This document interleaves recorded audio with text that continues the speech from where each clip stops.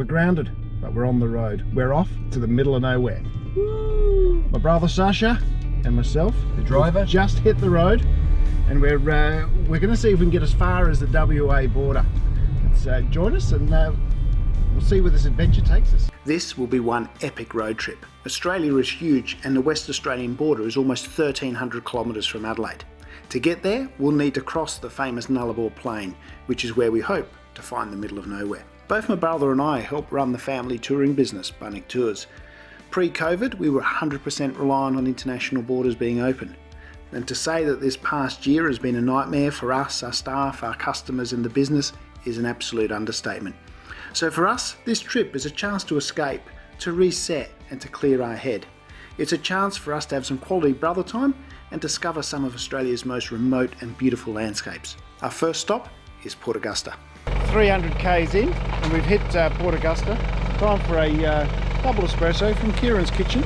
So we're right at the top of the Gulf here, and the first bit of history, this old wharf is where the first camels arrived in 1866. 120 camels arrived here with 31 Afghan cameleers, and they helped to open up outback Australia. The GAN, the famous train from Adelaide up to Darwin, is named after those cameleers. So it all started here. From Port Augusta, we started heading west. Our first night stop, Wadna, was just 260 kilometres down the road. But first, there was one place we definitely wanted to check out. Look, we must be in the birthplace of the Australian steel industry. It's Iron Knob. The BHP mine closed back in 1998 and just a few people live here now, but this town helped build Australia. At one stage, Iron Knob had a population of 3,000 people, and it supplied all of the iron ore used by BHP's steel mills throughout Australia. As we leave Iron Knob and make our way to Kimber, I want to give a massive shout out to Dashlane for sponsoring this video. I've been using their product for years now and absolutely love it. It keeps me safe and secure online, both at home and while I'm travelling. Dashlane is a password manager and digital identity app. So rather than having to remember dozens of passwords and which email addresses they are linked to, I now only need to remember one. Their autofill feature saves heaps of time, and the one-step checkout process means I no longer have to type out my credit card details when shopping online. And no, these aren't my real details, but yes, the system is this easy to use. Their VPN connection is great for travelling, and you can choose your VPN server location from 23 different countries, so you can access content globally that would otherwise be blocked. Dashlane is giving my viewers a special offer. Basically, you get to try Dashlane free on one device, and then if you like it, you get 10% off a premium subscription. To get started, simply click on the link below and use the coupon code Dennis.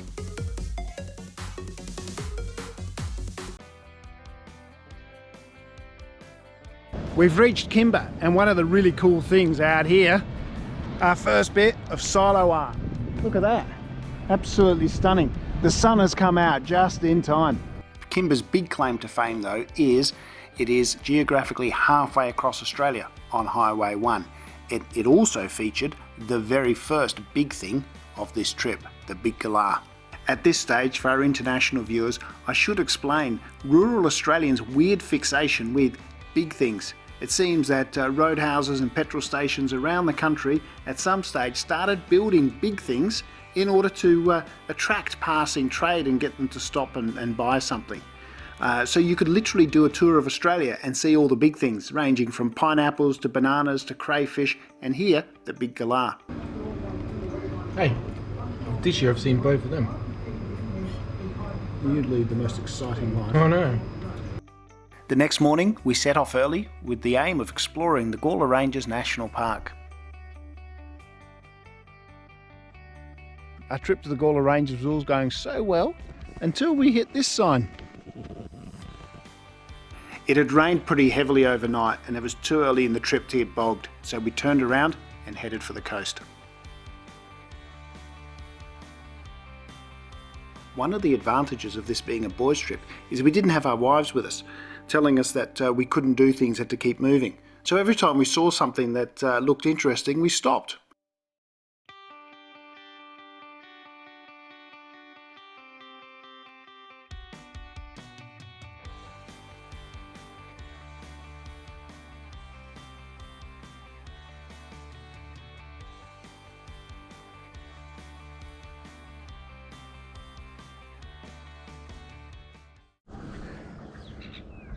We did eventually hit the coast and ended the day with a beautiful sunset over the calm waters of Streaky Bay. It's day 3 and we're on the road. We're in Streaky Bay and we're off on a we're off on a scenic drive around to discover this part of the world. The sun is still shining. We're looking for wombats. Wombats. Actually, we're looking for anything and everything.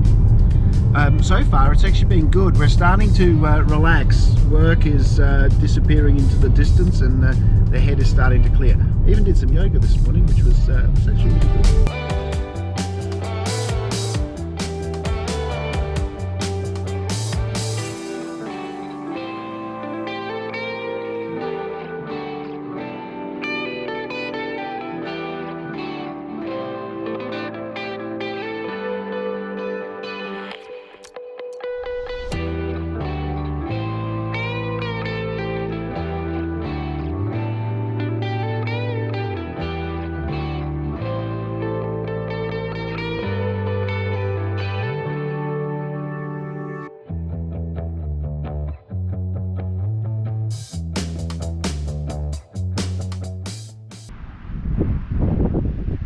There's something really calming about sitting with the ocean, seeing that massive expanse of blue water and that endless sort of view.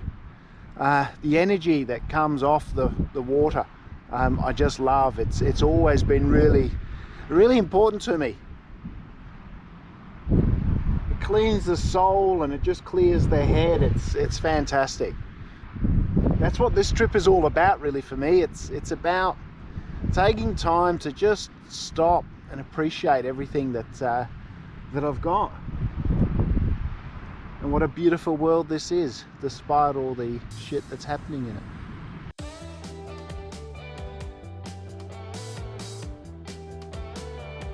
We've reached Haley's Beach, just outside Streaky Bay. Look at this.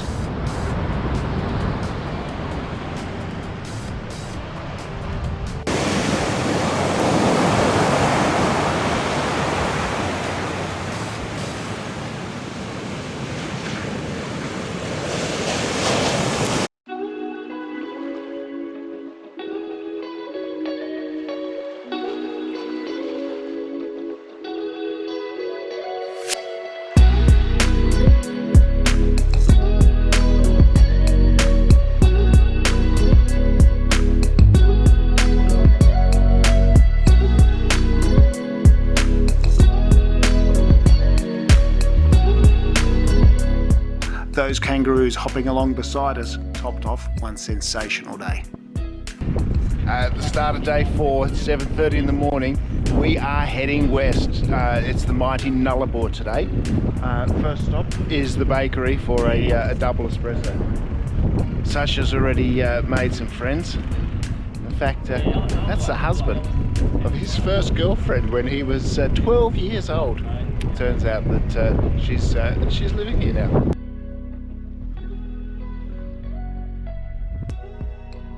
We hit the open road and travelled via Smokey Bay and Ceduna to the town of Penong, where big things were waiting for us.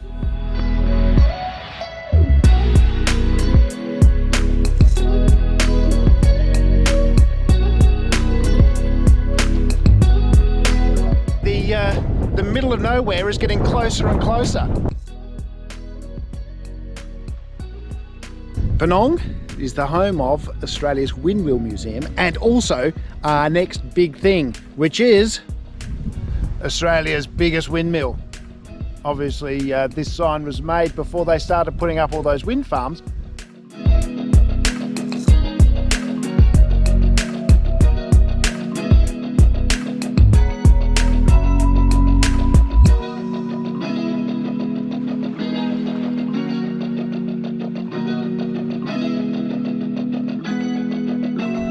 The Nullarbor boasts Australia's and probably the world's largest golf course. There's a series of holes across the Nullarbor as you cross. This one is the windmills in Penong, in the shadows of the Windmill Museum. Now, we didn't bring any golf clubs.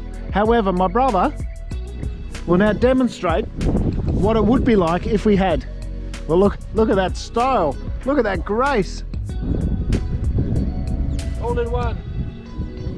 And we found Waldo, or Wally, whatever his name is.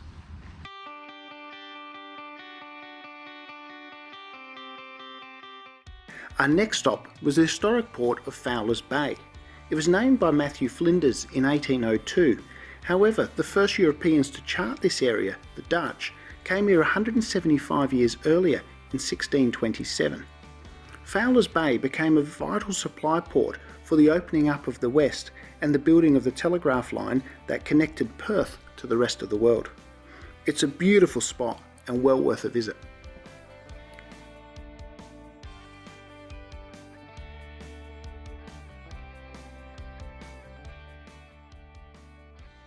Seven or something. Why? Sand only can go a certain amount. What? So tell us this wisdom.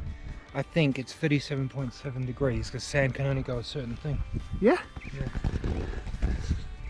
Look at that. There's a professor with us.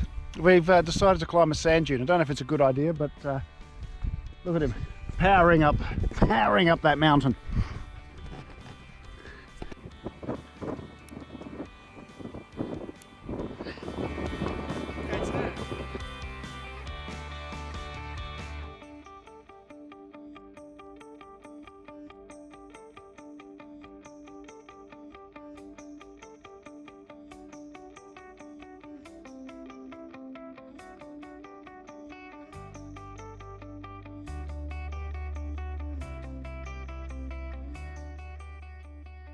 Now we're about to enter a very special place because here, this is unique country. This is where you have kangaroos chasing wombats and camels chasing kangaroos. See? But only for exactly the next 92 kilometres. After that, all bets are off. I think then the wombats start chasing the kangaroos.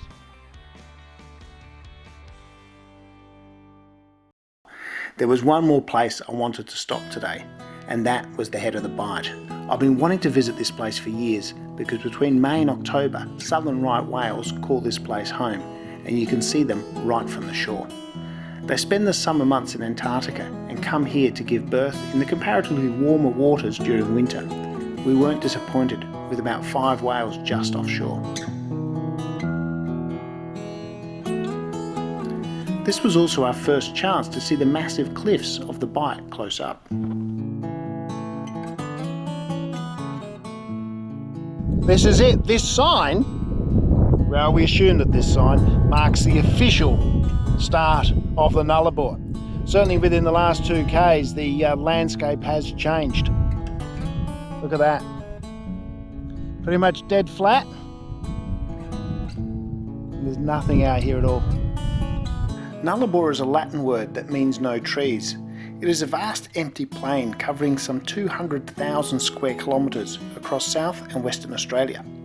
Originally part of the ocean floor, it rose from the depths about 25 million years ago.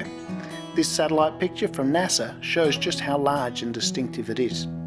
To the north lies the Great Victorian Desert, and to the south, the Great Australian Bight. Crossing the Nullarbor has been part of Australian vernacular for many years and is seen by most Australians as the ultimate outback experience that everybody should do at least once during their lifetime. Our home for the next 2 nights would be right in the middle of the Nullarbor, at the Nullarbor Roadhouse. This truck stop and service station provides both camping sites and motel rooms. We went with the motel rooms, which were very comfortable, but my big tip is bring some earplugs because I could actually hear the guests next door snoring during the night. The bathrooms had a nice 1980s vibe, and this was the first hotel room I've ever stayed in that featured a snake safety chart on the back of the door.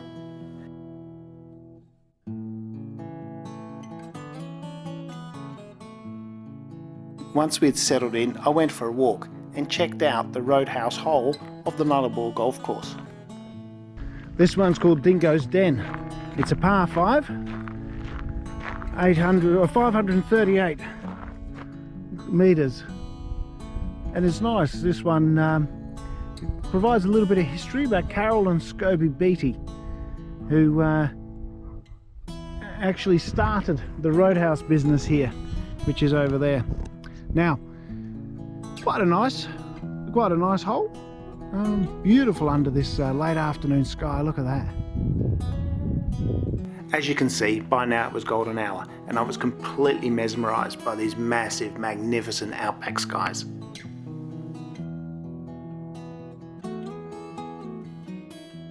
Another burger? Yes, for me, thanks. Look at that. Thank you very much. Thank you. Enjoy. Thank you. It seemed like the Nullarbor was the appropriate thing to do here. Look at that. That's just a normal feed, eh? That's just a normal feed, isn't it? Yeah, come back to seconds if you want. Yeah, oh good. Cheers. Is to a great night. The next morning, we woke up early to catch the morning skies. Again, we weren't disappointed.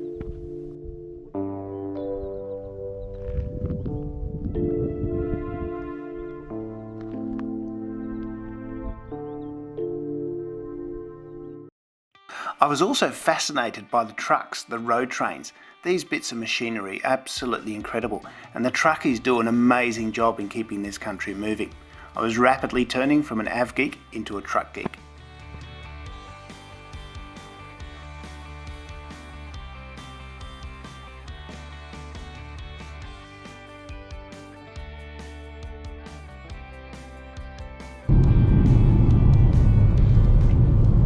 So day 5, is it day 5? Yep. It is day 5, we're losing track of time. We're in the Nullarbor and losing track of reality.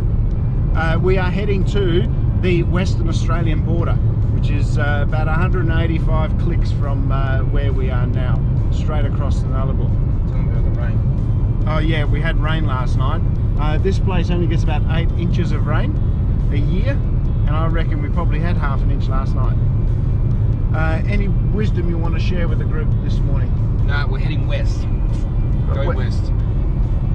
Go west.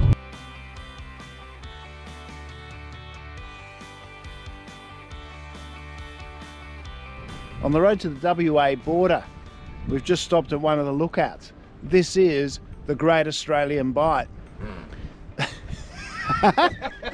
And that was the Great Australian Fart. This is the Great Australian Bight. It's where the Nullarbor and the desert meets the Southern Ocean. And it's a really special spot. My last international flight, my last trip before COVID hit, it was to the Middle East. And I remember flying back with Qatar from Doha into Adelaide. And got some fantastic views of the Bight and the cliffs, these cliffs. And to actually stand here and see it is fantastic. It's a really nice moment.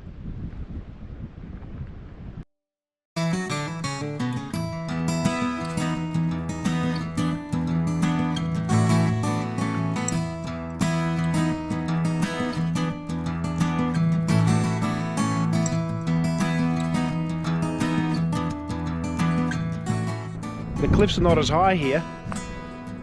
See some lovely beaches down there. We're about 15 k's from the WA border. It's just over there. Our next stop.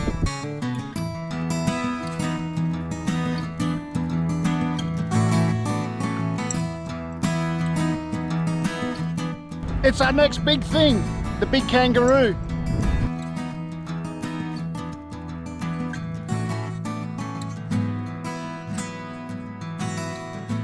Unfortunately, the WA border was closed due to COVID, and Western Australia remains one of the world's most isolated places. It was really nice though to see the old retro border markings still in place. WA, SA. WA, SA. Quarantine.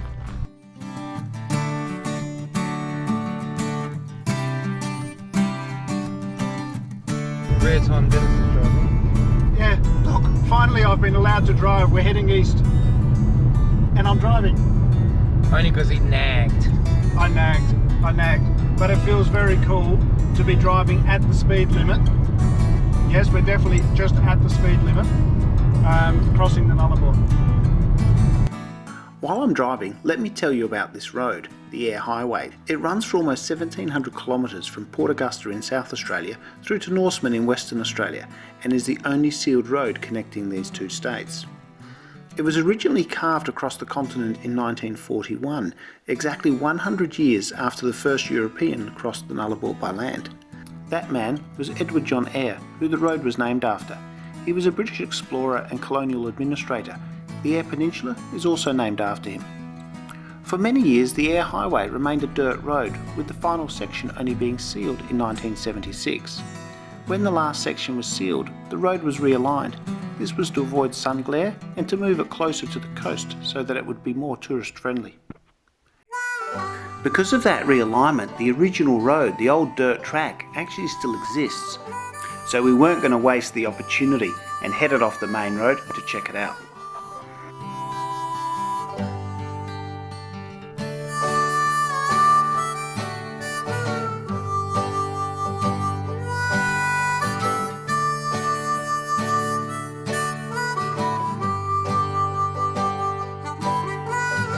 This is the old Eyre Highway, back when it was a dirt track. Perth through to Adelaide. That old abandoned car we just saw up here is the sorts of cars that were doing that trip then. This is about 15 k's north of the main Eyre Highway now. Back in the 1950s and 60s, only about 10 to 15 cars a day would travel along this road. Back in those days, crossing the Nullarbor was a real adventure.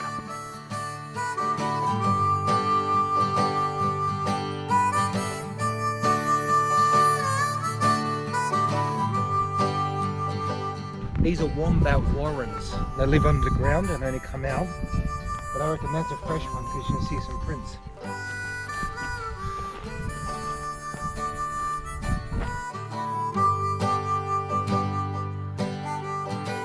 We've made it finally to the middle of nowhere. The Nullarbor Roadhouse is about 70 kilometres that way.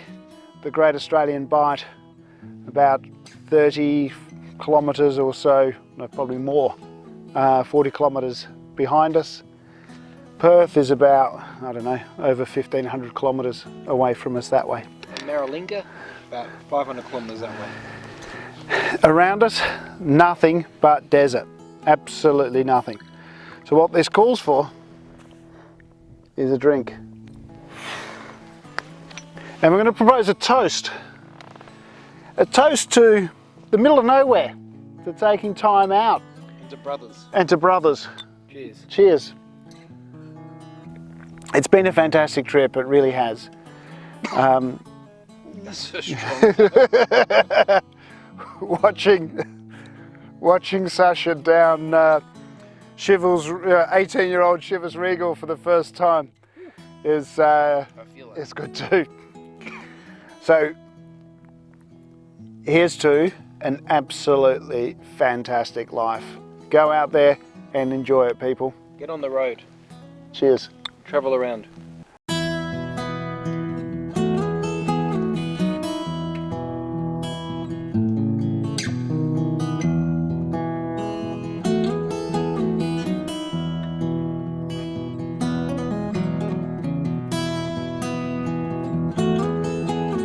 For those of you wondering about the railway line across Nullarbor, it's about 80 kilometres further north of where we are, literally running right through the centre of the Nullarbor.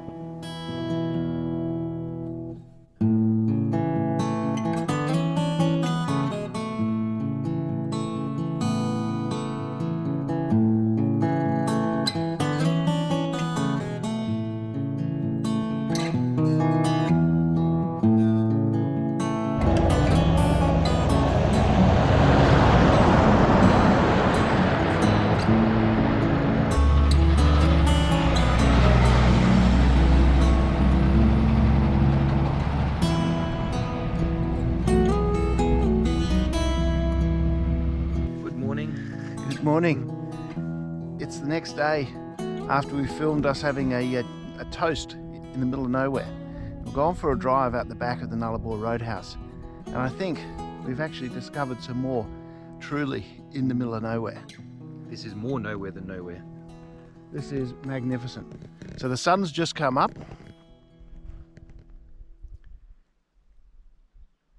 There's no wind. If you stand here, you can see forever. And every direction looks the same. You'd get lost. Yeah. You go round and round. It's incredible, isn't it? And the noise, there's no noise because there's no wind. The only sound is some chirping birds.